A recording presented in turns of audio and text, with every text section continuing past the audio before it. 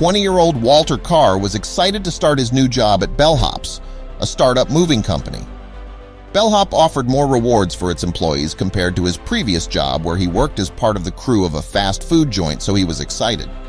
In fact, Bellhops even allowed Walter to work on his own schedule, something that Walter really appreciated, so he wanted to make a good first impression.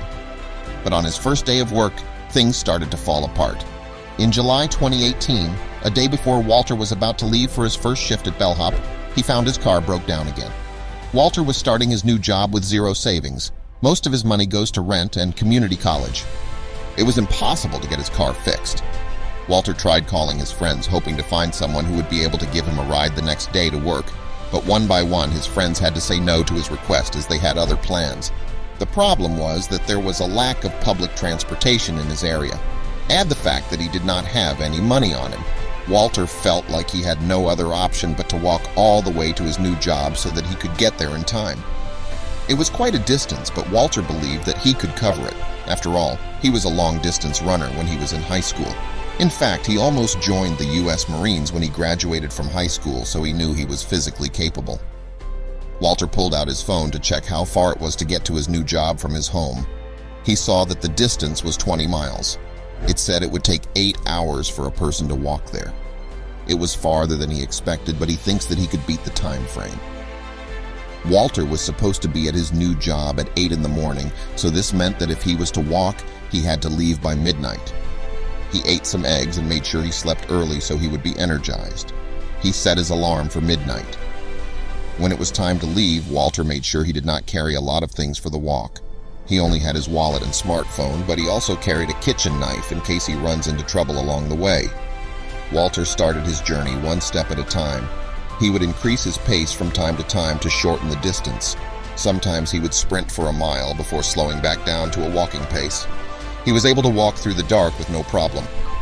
As the hours went by, Walter started to feel tired. But he did his best to maintain his focus.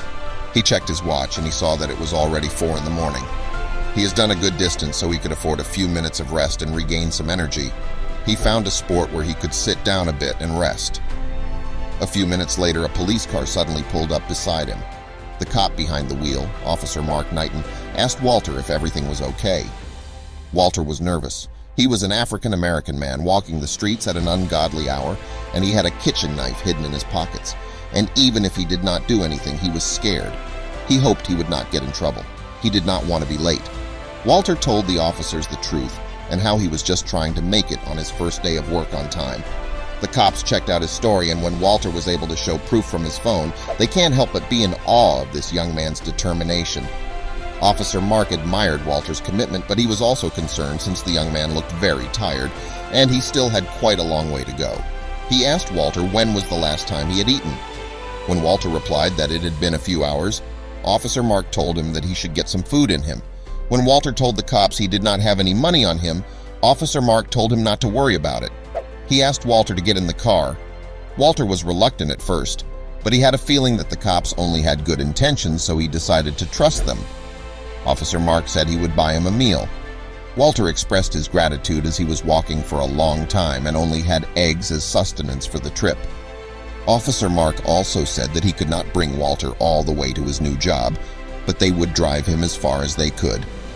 The cops bought Walter a meal from Whataburger and gave Walter a ride for a few more miles. Officer Mark contacted some officers in a nearby municipality and asked if they could give Walter a ride for the rest of the way. Officer Mark then dropped Walter by a church where he was instructed to wait for the other cops. Walter was worried that he would be late for his job too, so he started to walk again. A few minutes later, he heard a car coming up. He looked back and saw that it was a police car. The cops asked if he was Walter and told him that they were there to give him a ride. With the help of the cops, Walter was a few hours early for his first day at work. In fact, he arrived at 6:30 a.m. The cops knocked on the door to meet the homeowners and explained to them why Walter was early and escorted by a cop car. The homeowner, Jenny Lamy, was shocked at what Walter had to go through. Impressed by his dedication and concerned by how far he had walked and how early he had to get up, she offered Walter a place to take a nap while they wait for the rest of the moving crew. To Jenny's surprise, Walter refused. and said that he would rather start working and make himself useful now that he was there. It was a testament to his impressive work ethic. Walter helped Jenny and her husband pack, and they were able to talk. Jenny instantly knew that Walter was one of the few good souls around. In her Facebook post, Jenny wrote, "I just can't tell you how touched I was by Walter and his journey. He is humble and kind and cheerful, and he had big dreams. He is hard-working and tough." When the crew arrived, Walter had already packed up a few boxes. Jenny watched as Walter greeted each member of the crew, introducing himself as the trainee. When the person in charge shook Walter's hand, he told him, "Thanks for showing up." Jenny then told the person in charge, "You wouldn't believe what he did to get here. Tell him, Walter." And to which Walter just humbly said, "I walked." Jenny had to prod him to tell the whole story, and when he did, the whole crew was in awe of him too. Jenny was very impressed with Walter's performance. Despite everything, she did not notice his energy level decrease at all. He was able to work at an impressive pace despite having no rest. He even had the energy and patience to play around with her kids.